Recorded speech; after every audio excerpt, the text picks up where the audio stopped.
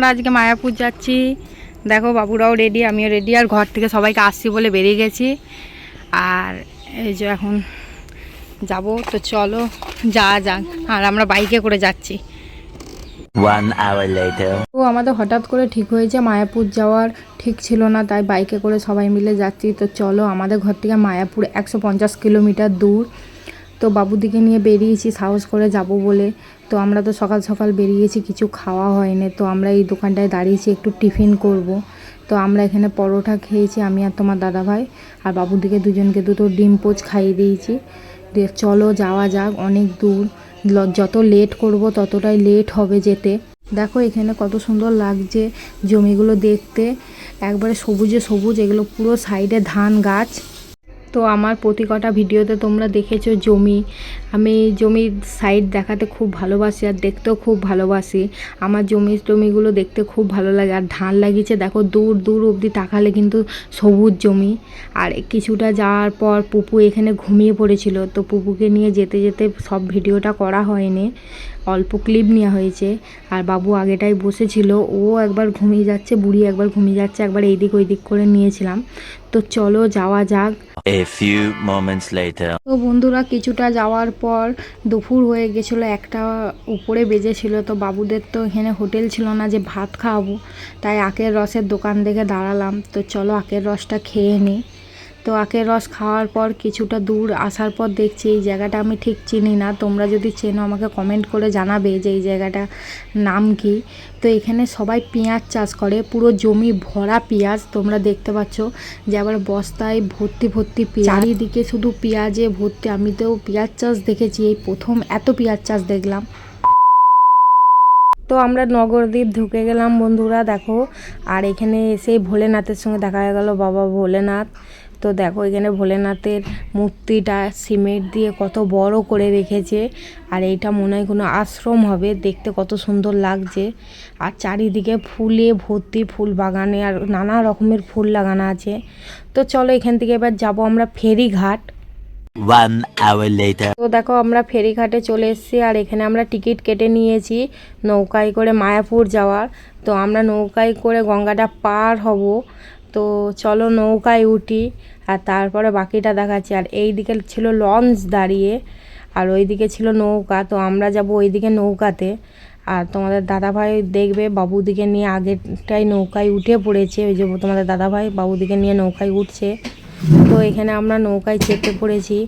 আর এই দেখো এটা হলো গঙ্গা। আর ওই দিকে দূরে দেখতে পাচ্ছ মায়াপুর ইস্কন মন্দিরটা। তো মন্দিরটা দূর থেকে দেখা যাচ্ছে একবার আমাদের নৌকার এখান থেকে। তো চলো নৌকাটা ছাড়ুক, যাওয়া যাক।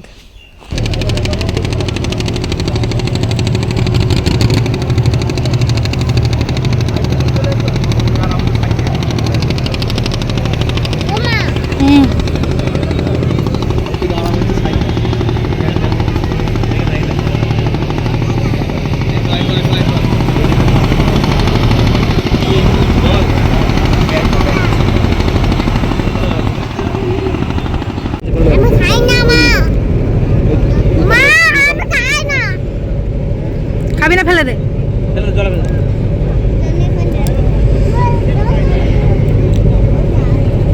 তো এখানে দেখতে পাচ্ছ গঙ্গা আর একটা নদী, নদীটার নামটা আমার ঠিক মনে নাই, তোমরা যদি জানো আমাকে কমেন্টে জানাবে।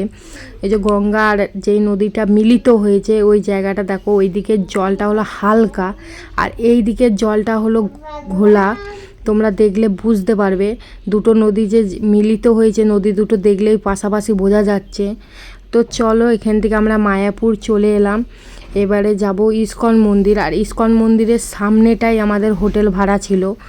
তো চলো এখান থেকে দূর থেকে ইস্কন মন্দির দেখা যাচ্ছে। আর এইগুলো যেগুলো দেখছো এইগুলো সবই এক একটা আশ্রম। তো ইস্কন মন্দিরটা দূর থেকে দেখা যাচ্ছে দেখো।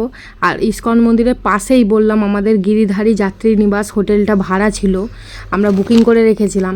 তো এবারে হোটেলে যেয়ে বাবুদিকে খাই দেবো, খাওয়া দাওয়া করে রেস্ট নেবো, দিয়ে তারপরে ঘুরতে বেরোবো। আর 3টে বাজছে, এখন যে বাবুদিকে ভাত খাওয়াবো, কেন অনেক দেরি হয়ে গেছে বাবুদিকে ভাত খাওয়াতে। আর এই দিকে ইস্কন মন্দিরটা দেখো কত সুন্দর লাগছে।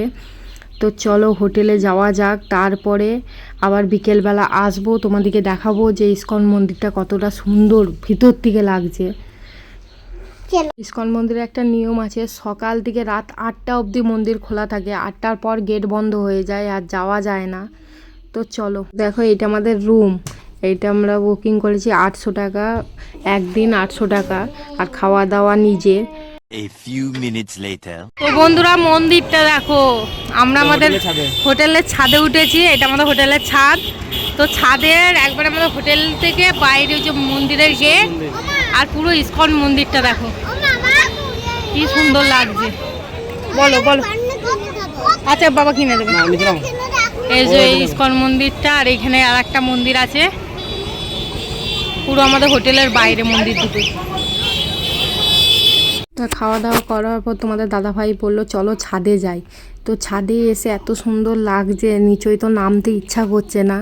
তো চলো এবার আমরা রেডি হব, রেডি হয়ে বেরোবো। চলো এখন যাব, বিকেল হয়ে গেছে, 5টা বাজছে। তো বিকেলে ঘুরতে যাব, তো চলো রেডি হয়ে যায়। আর বাবুরা এখানে আছে, এদিকেও রেডি করে নিই। তো চলো রেডি হয়ে মন্দিরের সামনে দেখা হচ্ছে। তো দেখো আমরা রেডি হয়ে একবারে মন্দিরের গেটের সামনে চলে এসেছি।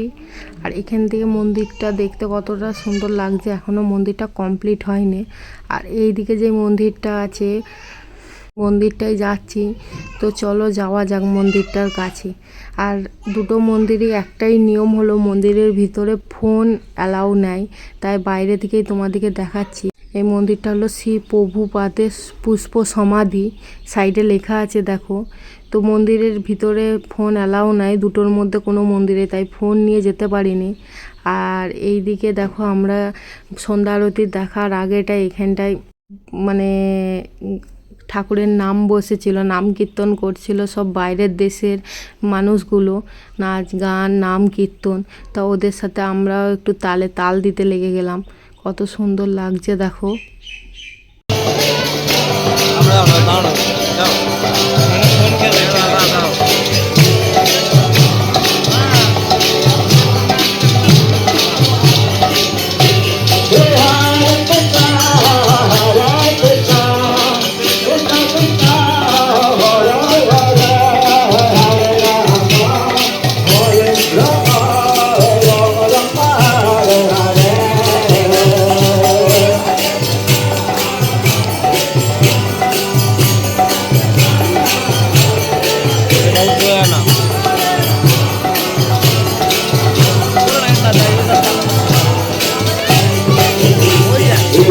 দেখো এখানে প্রসাদ বিতরণ হচ্ছে, আর নাম গানও শেষ হয়ে এলো বলে এইখানটা শেষ করে আমরা যাব এবার আরতি দেখতে। সন্ধ্যে 6টার সময় আরতি শুরু হয়, তো আরতি দেখতে যাব।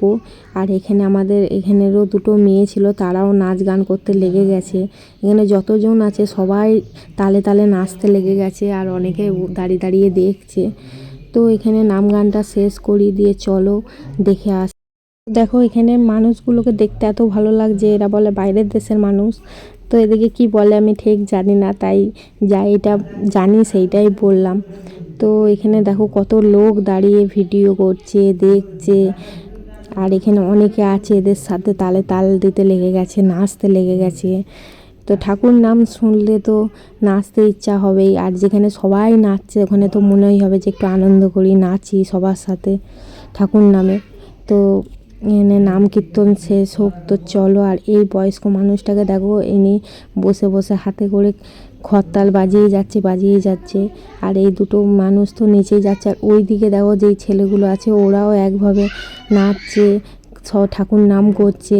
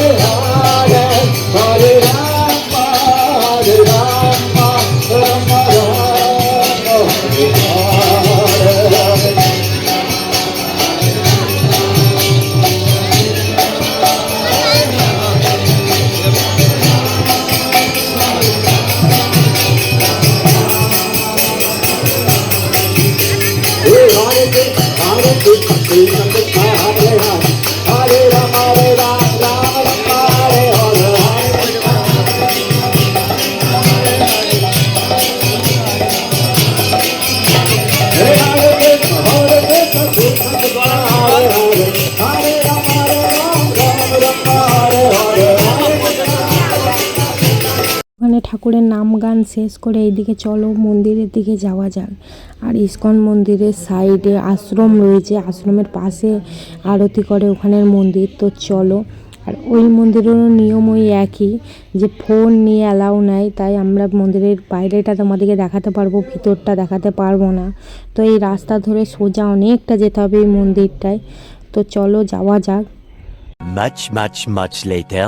তো আমরা আরতি দেখে এসে মন্দিরের পিছনে একটা মাঠ আছে, এখানে বসেছিলাম। আর এখান থেকে দেখা যাচ্ছে মন্দিরের চূড়াতে লাইটটা জ্বলছে। আর বাবুরা এখানে মাঠেতে কত খেলা করছে দেখো। আসলে বাবুরা দুপুরে খেয়েছে আর ওদিকে কিছু খাওয়ানো হয়নি, তাই ওদিকে হালকা করে টিফিন করিয়ে দিলাম, দিয়ে এই মাঠেতে এসে বসে আছি। এরপর হোটেলে যাব। এবার চলো হোটেলে যাই, আবার খাওয়া দাওয়া করে শুয়ে পড়ি। আবার কালকে একটা নতুন ব্লগ নিয়ে আসবো। আর ব্লগটা যদি ভালো লাগে একটা লাইক সাবস্ক্রাইব করে পাশে থেকো। তো টাটা, গুড নাইট। আবার কাল সকালে নতুন ভিডিওর সাথে দেখা হবে।